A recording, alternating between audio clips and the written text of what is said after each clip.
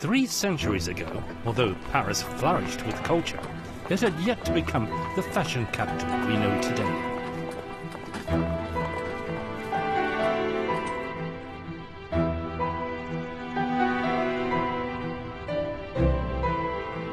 There was no Rue de la Paix, no Place de la Concorde, no Paris Opera, no Avenue des Champs-Élysées.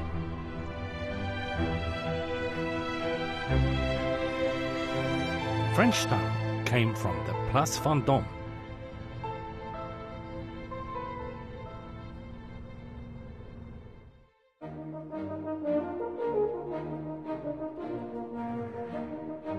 Je m'en vais, mais l'État demeurera toujours.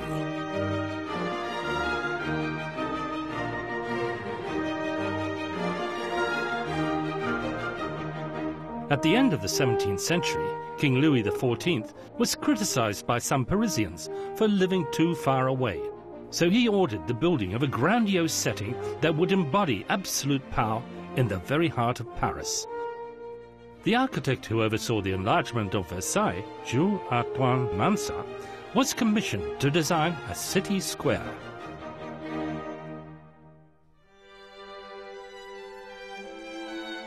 After 20 years of construction, the square was completed in 1725. It covers 50,000 square meters and has an octagonal appearance.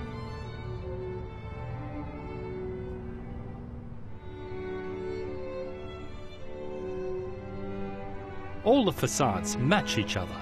Tall Corinthian pillars add a quiet majesty.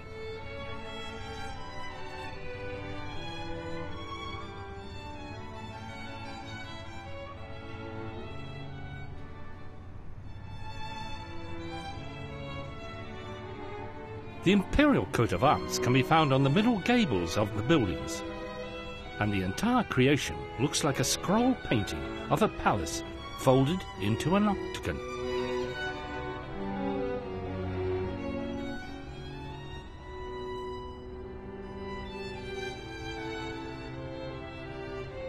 The keystones on the first floor arches have witnessed great and bloody events over the centuries. Every regime tried to dominate the square and claim it was their own, but they all failed.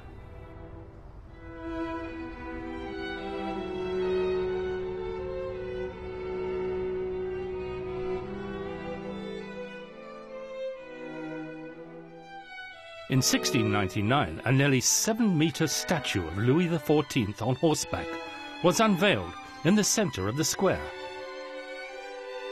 Magnificent as it was, in 1792, the French Revolution tore it down.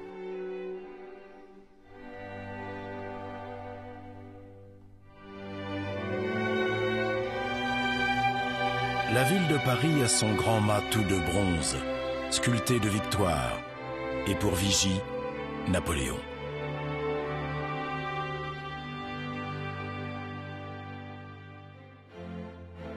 At the beginning of the 19th century, Napoleon came to power. After winning the Battle of Austerlitz in 1805, he ordered a monumental column to be made with bronze from the cannons surrendered after the battle.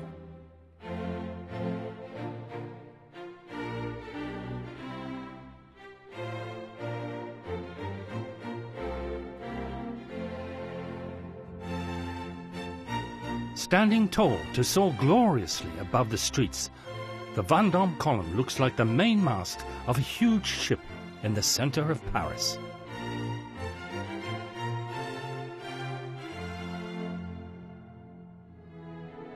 On the column, 425 spiraling bas-relief bronze plaques depict the entire Austrian campaign. The Vendôme column was modeled on Trajan's column in ancient Rome. On the top of the column is a statue of Napoleon, but it took a while to get his image right. In 1863, his nephew, Napoleon III, finally succeeded, and Napoleon, crowned with laurel leaves and carrying a sword, took his place at the top of the column. But 8 years later, the column was demolished during the unrest of the Paris Commune.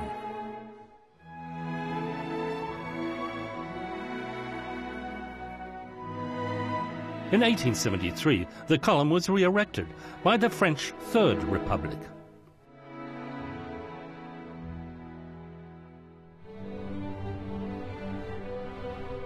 The social revolutions that flared and vanished at the center of the Place Vendôme were constant and continuous. Perhaps this just proves that, in time, any self-proclaimed figure of importance will eventually fade. When a regime becomes history, people will look with awe upon yet another condescending statue.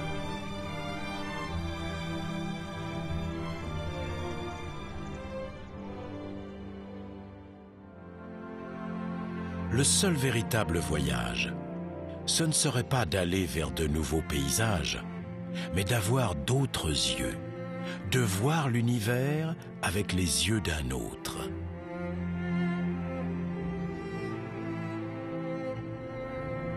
During the Belle Époque, the Place Vendôme became home for the rich. Jewelers, bespoke tailors and goldsmiths followed them here and became the foundation of the Comité Vendôme.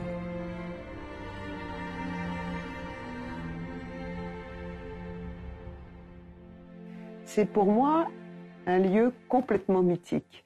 Là, tout le monde, quand je dis tout le monde, toutes les maisons qui entourent la place Vendôme, et vous avez les plus grands groupes du monde. Il y a une puissance économique, place Vendôme, qui est unique au monde aussi. Et cette concentration de savoir-faire est absolument fantastique et on se retrouve tous. Nous sommes fédérés, confrères, avant d'être concurrents. Et c'est là que le comité Vendôme joue un rôle essentiel. From as early as 1815, Malariaux has opened its stores on the Rue de la Paix.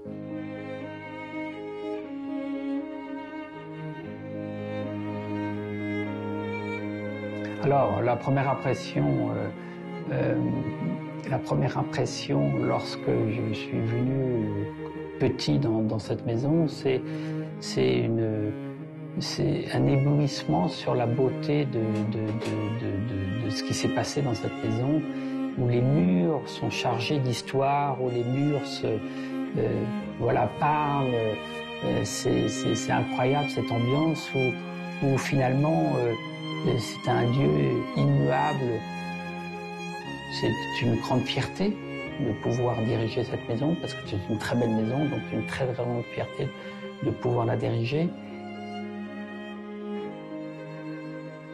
La maison Malariaux est une maison familiale qui a été fondée en 1613, mais ils se sont installés rue de la Paix simplement en 1815.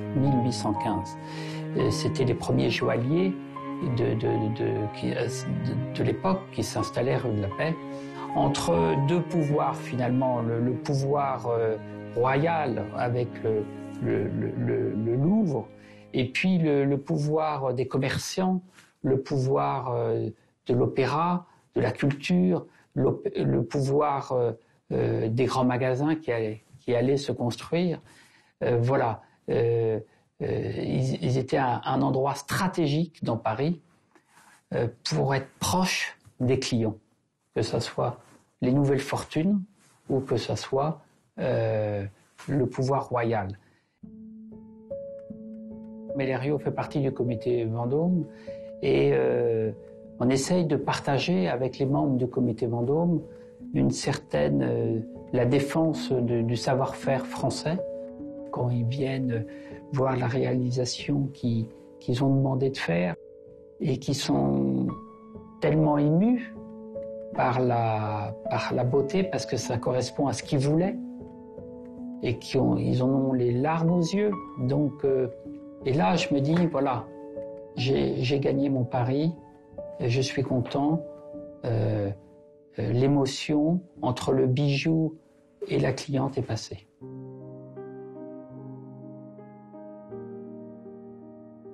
As a rare family jewelry business, for the past 400 years, Malariaux has preserved all the clients' name lists, letters, design drawings, and technical specifications.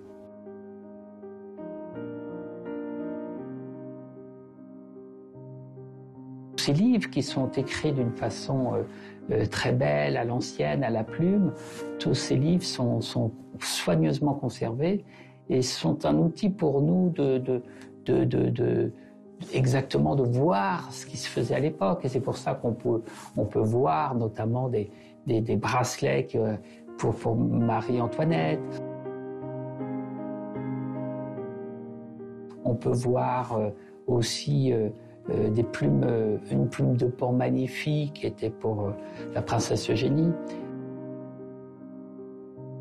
Il y avait aussi une broche lilas qui a été faite aussi à cette époque sous le Second Empire, puisque sur ces fleurs, on voit même, sur cette broche lilas très importante, on voit même des feuilles un peu fanées. Donc voilà. Donc ce sont des témoignages d'une époque. C'est un témoignage d'une civilisation, de la façon de vivre. Et puis c'est un trésor sur toutes ces créations que la Maison Meillerio a fait. C'est véritablement un trésor. Et on le voit, on le montre à la grande stupéfaction de tout le monde, parce que sur un même livre, le même jour, on peut avoir l'empereur, l'impératrice, le roi de Russie, le roi d'Italie, voilà, tout ça. Ils sont tous passés chez Meillerio pour la beauté de leurs bijoux, et c'est très émouvant d'en parler parce que voilà, ils sont venus ici. Just as Mellerio's 14th generation owner put it, the Place Vendôme in the Belle Époque was a huge stage. Many artists, writers, aristocrats and personalities, including Chopin, Balzac and Proust, lingered at the Place Vendôme, inspired and charmed by its beguiling beauty.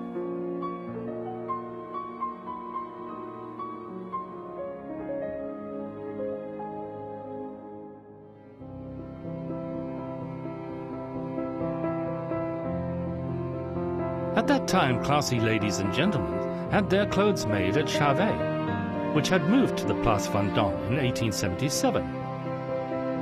Founded in 1838 by Christophe Charvet, the son of Napoleon's wardrobe curator, it was the first shirt shop in the world.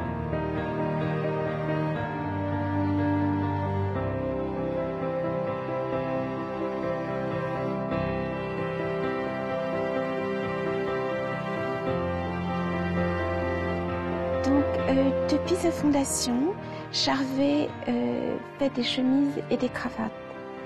Ce qui fait la spécificité, c'est la création. Nous créons des dessins de cravates, de chemises. Nous en faisons plusieurs milliers par an. Tous les dessins sont des dessins exclusifs qui sont réalisés spécialement pour nous. Ce qui est important aussi, c'est notre savoir-faire. Nos chemises, aussi bien les chemises en prêt-à-porter que sur mesure, sont faites avec le même soin. Elles sont faites avec un savoir-faire qui est ancestral dans nos ateliers. Donc c'est très important pour nous que nos clients sachent que la qualité, c'est notre sujet auquel nous sommes très attachés. Alors au départ, parce que c'était le cœur historique de l'habillement, puisqu'on était à proximité de l'opéra, c'était tout le quartier où il y avait les grands chemisiers. Le quartier a beaucoup changé aujourd'hui, mais historiquement c'était un quartier où il y avait beaucoup de grandes maisons, aussi bien pour la haute couture que pour l'habillement masculin. Et aujourd'hui, nous souhaitons rester dans cet emplacement parce qu'encore une fois, c'est un lieu historique. Cette maison est notre propriété, donc c'est important pour nous d'être là. On essaie de présenter un éventail très très large de possibilités, car on essaie de ne pas imposer une façon de s'habiller aux clients. On essaie plutôt de rechercher l'expression de leur personnalité. Donc vraiment, on essaie d'agir comme un révéleur de personnalité. Et ça pour nous déjà, c'est très intéressant, c'est très passionnant.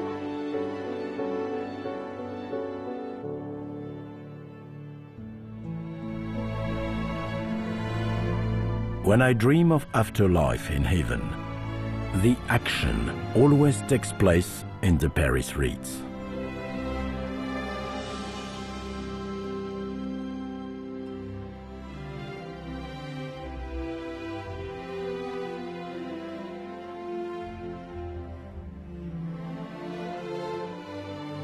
In 1898, the Ritz Paris Hotel opened at 15 Place Vendôme, marking the advent of modern times for the square.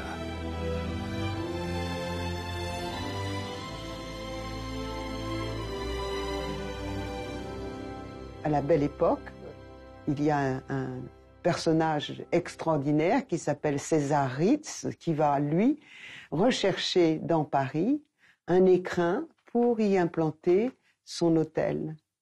Et il va choisir la place Vendôme. Et cet hôtel, l'hôtel Ritz, dans cet endroit prédestiné, magnifique, eh bien, est le premier palace en France qui proposera une chambre avec une salle de bain. Donc c'est d'une très grande modernité, mais c'est aussi un lieu privilégié et le monde entier va venir au Ritz parce que César Ritz va créer cet hôtel d'une façon très professionnelle. If Paris is a movable feast, then the Ritz is its key. A key that opens the doors to a private home where dreams never cease to unfold. A host of celebrities, including Coco Chanel, F. Scott Fitzgerald, and the Duke and Duchess of Windsor, have chosen the Ritz Paris. Here you can find the Chopin Suite, the Proust Salon, and the Hemingway Bar.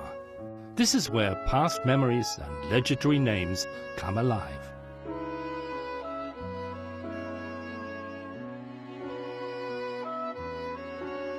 In the summer of 1944, Hemingway covered the liberation of Paris, including the Ritz. However, he missed a chance to personally liberate the hotel. In one moment of depression, he famously drank 51 dry martinis in a row.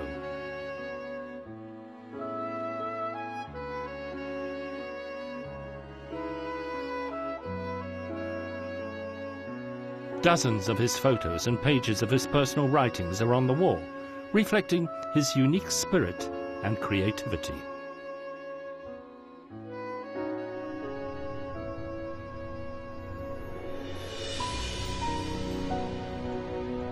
In a world that is becoming even more competitive and dynamic, French traditions and the legends of the Place Vendôme are being carried on. The Comité Vendôme, founded in 1936, is dedicated to promoting and spreading the fame of the Vendôme quarter while protecting its very soul. Le Comité Vendôme a été créé en 1936. C'est une volonté du fondateur de fédérer entre elles des maisons de luxe qui justement sont déjà Place Vendôme et dans ses alentours. Ce sont tous des maisons qui sont là, pas par hasard, mais parce que pour eux, c'est une reconnaissance de cette excellence française. Ils ont envie d'être là. Donc c'est vraiment cette excellence qui est là.